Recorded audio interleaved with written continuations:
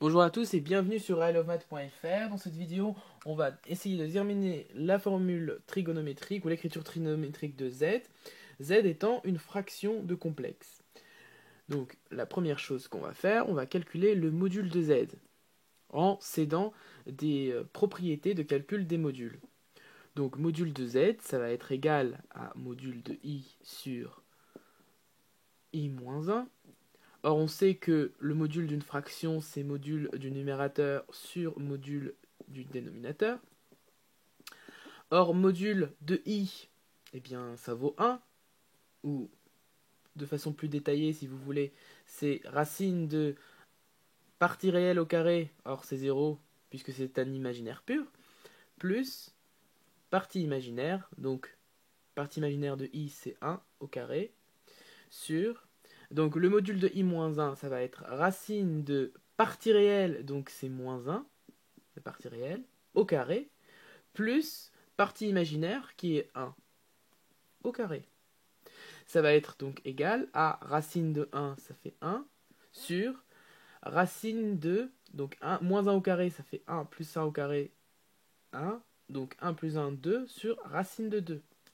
Je vais multiplier par racine de 2 en haut et en bas, puisque vous savez que en général, on ne laisse pas une racine au dénominateur. Ce qui va me donner donc racine de 2, 1 fois racine de 2, sur racine de 2 fois racine de 2, ça fait 2. J'ai donc calculé le module de z.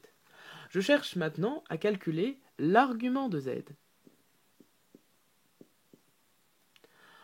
Or, on sait que l'argument d'une fraction, c'est l'argument du numérateur moins l'argument du dénominateur. Or, l'argument de i, vous savez qu'un nombre complexe, on peut l'interpréter géométriquement. C'est-à-dire, en d'autres termes, que i, on peut le placer sur le cercle trigonométrique. Puisque i, eh bien, le point d'affixe i, si je décide de nommer m le point d'affixe i, eh bien, m a aussi pour coordonnées 0, 1, avec 0 étant la partie réelle de i, puisque i est un imaginaire pur, donc il n'a pas de partie réelle, donc sa partie réelle vaut 0. Ça correspond donc à son abscisse. Et 1 pour son ordonnée, puisque c'est un imaginaire pur, et que i correspond, module de i vaut 1. Donc m serait là. Or on voit que l'argument de m, l'argument de i, vaut pi sur 2, plus pi sur 2, précisément, puisque le sens trigonométrique est dans ce sens-là. Donc argument de i vaut pi sur 2. De même, le point m1 d'affixe z égale i-1, eh bien ce point-là a pour coordonnée, donc pour abscisse, partie réelle de ce complexe-là qui est moins 1, et pour ordonnée, partie imaginaire qui vaut 1. Donc m1 va se trouver, donc il va avoir pour abscisse moins 1, et pour ordonnée 1.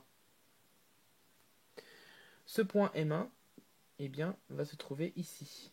On voit bien que cet angle-là, que je vais mettre d'une autre couleur, l'argument donc de m1 vaut 3π sur 4.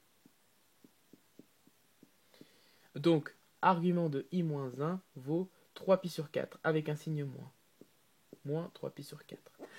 Finalement, l'argument de z, je vais juste effacer cette partie-là. Donc, finalement, l'argument de z vaut pi sur 2 que je vais mettre au même dénominateur que 3π sur 4. Donc, ça, je vais multiplier par 2 en haut et en bas. Donc, ça va faire 2π sur 4 moins 3π sur 4. Ça nous fait donc moins π sur 4. J'ai donc déterminé l'argument de z qui vaut moins π sur 4. J'ai donc ainsi, à partir du module, ici, que j'ai là, je peux donc directement écrire la forme trigonométrique de Z. Puisque j'ai son module et j'ai son argument.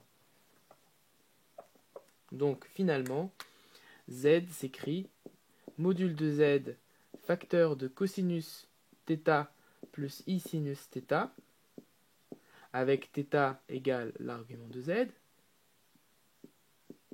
Donc finalement, Z égale module de Z, il vaut racine de 2 sur 2, facteur de cosinus θ, cosinus de moins pi sur 4, plus I sinus de moins pi sur 4.